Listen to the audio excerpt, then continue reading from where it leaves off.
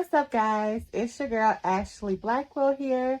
And today I am here with a quick story time. Yay! Now, this is about the time that Beyonce's daddy checked me.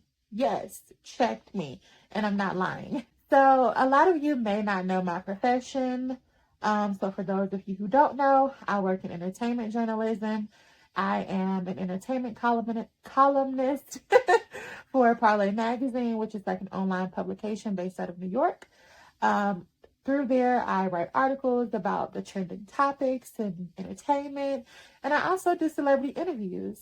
Aside from that, I serve as a staff writer for the Jasmine brand. So, that's my little background, honey. So, let's get into it. Now, on this particular day, I had a phone interview set with the Honorable Mr. Mathew Knowles, and I was super duper nervous because I had done a lot of interviews by that point. I think this was back in like 2018. I had done a lot of interviews, but never someone like of his caliber. Like, this is Beyonce's father. Hello? I was nervous.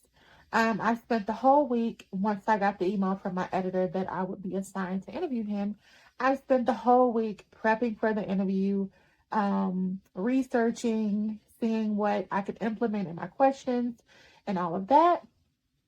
And the day finally came. So the day came and he called me. Yeah, he called me. Because usually a lot of times either the publicist will call me and connect us or they'll call me themselves. But I think he called me directly. So, Mr. Mathew Knowles rings my phone. Okay. I'm like, put Beyonce on the phone for me. Anyway, so he calls me and I'm like, hi, this is Ashley with Parlay Magazine. And he's like, hey, Ashley, how are you? And I'm like, oh my God, he sounds so intimidating. And I'm like, I'm good. So we get into the interview. The interview is going smooth. Okay. All of a sudden, we get to the end of the interview. And I'm like, thank you for speaking with me, Mathew. And he's like, whoa, whoa, whoa. Whoa, whoa, whoa. Whoa. Young lady, wouldn't your mother get on you if he realized that you called me by my first name and you didn't put Mr. on it? Mind you, I'm from the South, okay? Me and Mr. Mathew are both from Alabama. So calling someone Mr. and Mrs., it's second nature for us. However, I've done so many interviews with older people who are not from the South, or some even from the South, and when I call them that, Mr. and Mrs., they be like, no need to put a handle on it. And they kind of see it as disrespectful. So I don't know if it was a ball of nerves or just that mixed in, but I just called him Mathew. And he checked me like, sis, get it together. I'm Mr. Mathew to you. So I was like, okay. All right. Let me put a handle. So I was like, okay, Mr. Mathew, thank you for doing this interview with me today. Like, I was so shooketh with the ETH on the end, shooketh, that all I could do when I got off the phone is just cry. I was like, oh my God, I bombed it. My first time talking to Beyonce's father, and I bombed the interview. Like, no.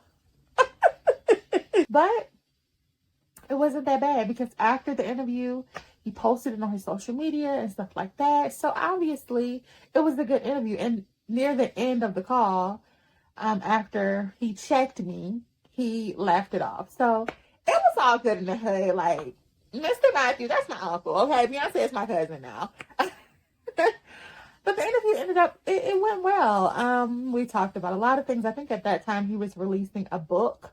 We talked about that. We also talked about the impact that he had on his daughters, Solange and Beyonce.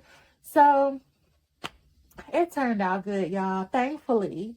But that definitely taught me to be more precise and to not let my nerves kick me off of my game, because I'm very big on respect when it comes to elders. Like, I never want any elder who I interact with to think that I'm just one of these little young girls who don't know how to respect their elders. No, that's not me.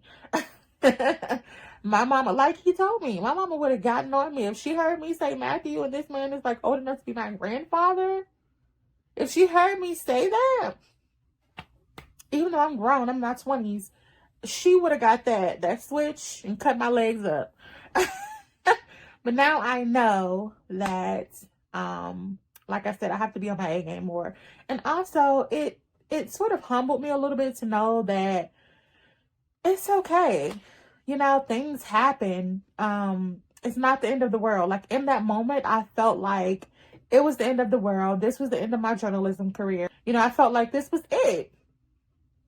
But turns out it wasn't. Here I am, that was like 2018. So this is 5 years later, and I'm still pushing. I done like 60 plus interviews total, probably about 30 since that interview. And they were all great interviews in my opinion. I'll link them below. But yeah, this is just a message to anybody, any creative, anybody who's working in a professional field that's sort of based on validation from others. I want you to know that it's not that deep. Whatever's going on, if you had a typo in an article, if you misspelled someone's name, I've been there before. No matter what you've done, it's not that deep. It seems like it now, but it's not. Like, I feel like we need those hiccups and those mistakes in order to grow as a writer, especially as a journalist. So, yeah. That was my little story time. I hope I wasn't moving too fast. I told y'all it was a quick one. But that is the time that Beyonce, Zaddy, got me in check. Thank y'all for watching this video, and I hope you enjoyed. Bye.